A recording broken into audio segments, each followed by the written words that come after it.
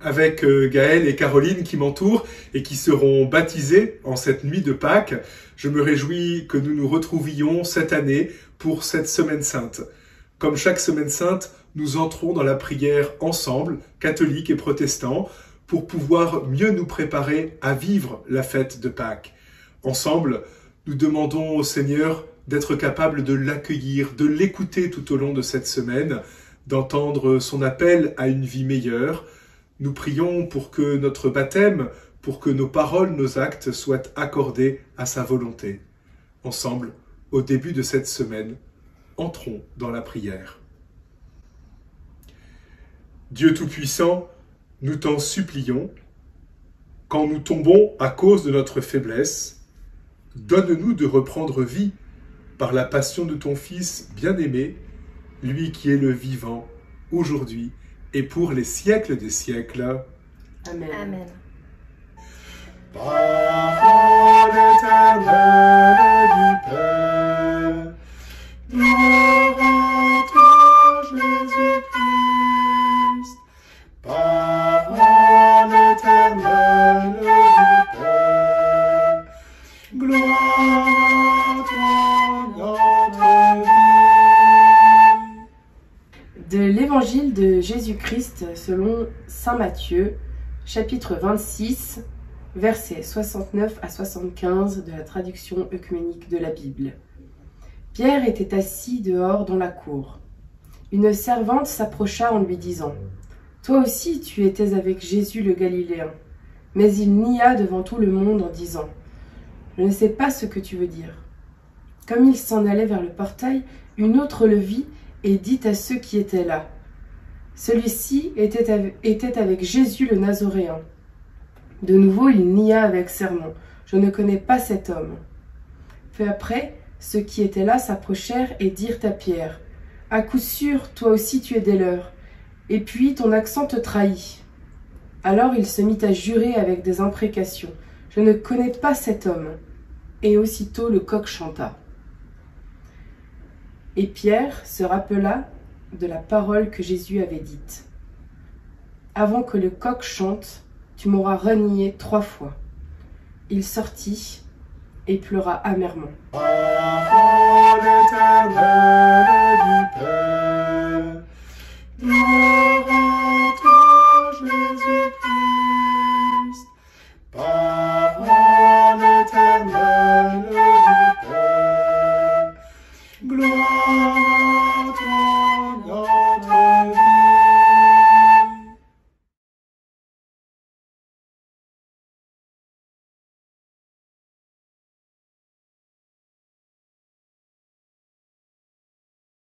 Ce qui me frappe dans ce passage de la Bible, c'est la parole de Jésus à Pierre, bien avant qu'il le renie, c'est avant que le coq chante, tu m'auras renié 3 fois.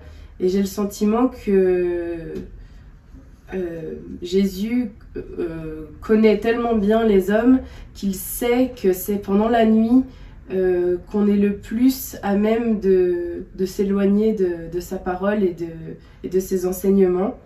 Et je pense que justement il ne faut pas attendre que la lumière soit dans nos vies pour suivre la parole de Jésus, mais bel et bien quand il fait noir dans nos vies, de s'accrocher à cette parole. Ce qui me frappe le plus dans ce texte, c'est la détresse de Pierre, justement après avoir renié 3 fois le Christ.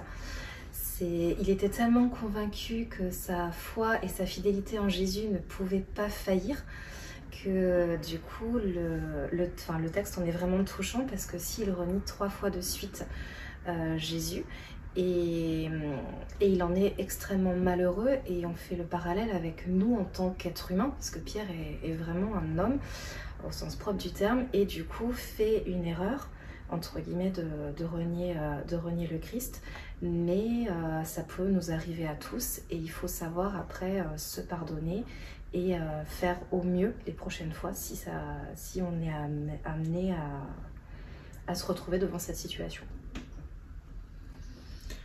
Ce qui me frappe le plus, c'est de voir que Pierre, justement, est celui qui sort dehors Ils étaient réunis dans le Sanhédrin et ils se retrouvent maintenant dehors, au vu et su de tout le monde. Et en fait, c'est devant tout le monde qu'il se met à finalement trahir la parole qu'il avait donnée aussi devant tout le monde. Il avait dit, moi, je ne te renierai jamais devant tout le monde. Et de nouveau, devant tout le monde, il se retrouve dehors, si j'ose dire, sur la place publique. Et je suis frappé parce qu'on n'aime pas trop présenter son visage le plus malvenu. On préfère évidemment se présenter quand nos actes et nos paroles sont ajustés. Et là, on voit que Pierre, qui est la figure de l'Église, est capable de montrer justement que la disjonction entre les paroles qu'il a eues, « Partout je te suivrai », comme ce « Je t'aime Seigneur », et qu'il l'a renié pour autant 3 fois, toujours dehors, devant chacun.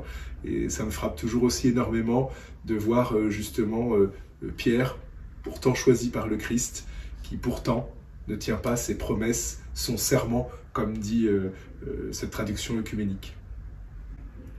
Pour aller plus loin, peut-être on peut aussi voir que ce triple reniement nous invite nous-mêmes évidemment à une triple confession de foi.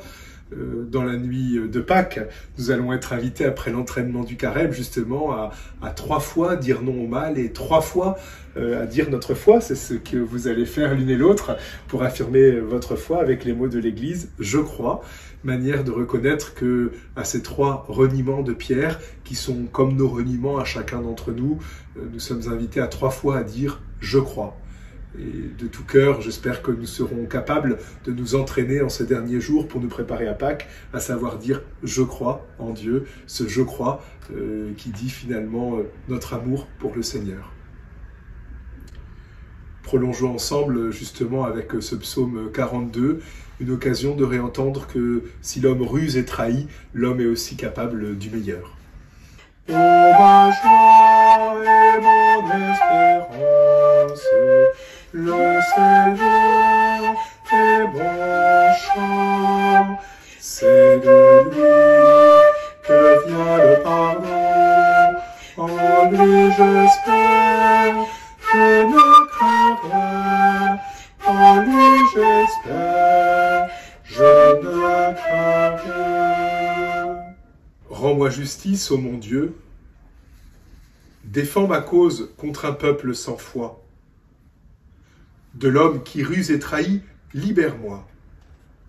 C'est toi, Dieu, ma forteresse. Pourquoi me rejeter? Pourquoi vais-je assombri, pressé par l'ennemi? Ma joie et mon espérance, le Seigneur est mon chant, c'est de lui que vient le pardon, en lui j'espère, je ne crains rien, en lui j'espère, je ne crains rien. Envoie ta lumière et ta vérité, qu'elle guide mes pas, et me conduise à ta montagne sainte, jusqu'en ta demeure. J'avancerai jusqu'à l'autel de Dieu, vers Dieu qui est toute ma joie.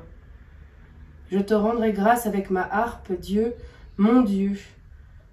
Pourquoi te désoler, ô mon âme, et gémir sur moi? Espère en Dieu. De nouveau je rendrai grâce, il est mon sauveur et mon Dieu.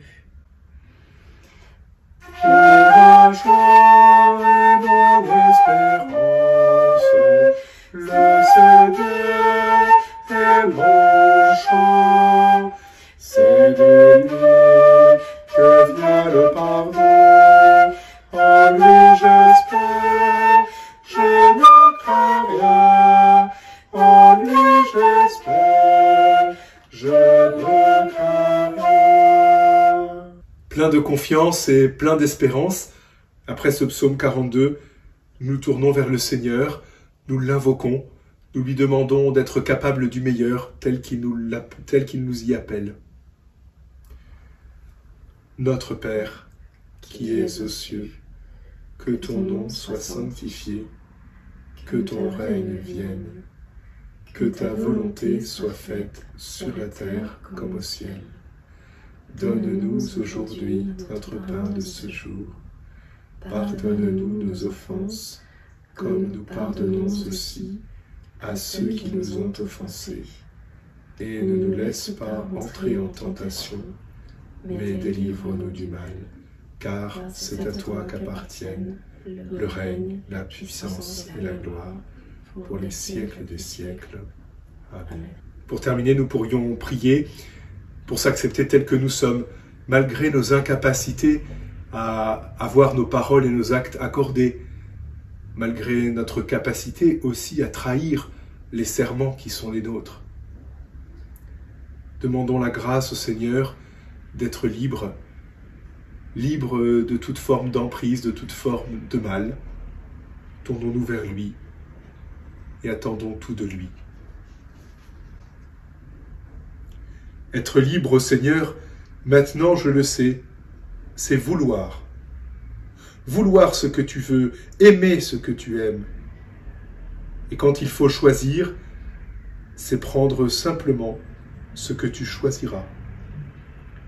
Être libre au Seigneur, c'est tenter de rejoindre ta pensée sur ma vie, tes projets et tes vues. C'est aussi conformer mes traits aux traits de ton visage, ce visage éternel dont l'image est en moi. Amen. Et que le Seigneur nous comble de sa grâce et de son amour, lui qui est Père, Fils et Saint-Esprit. Amen.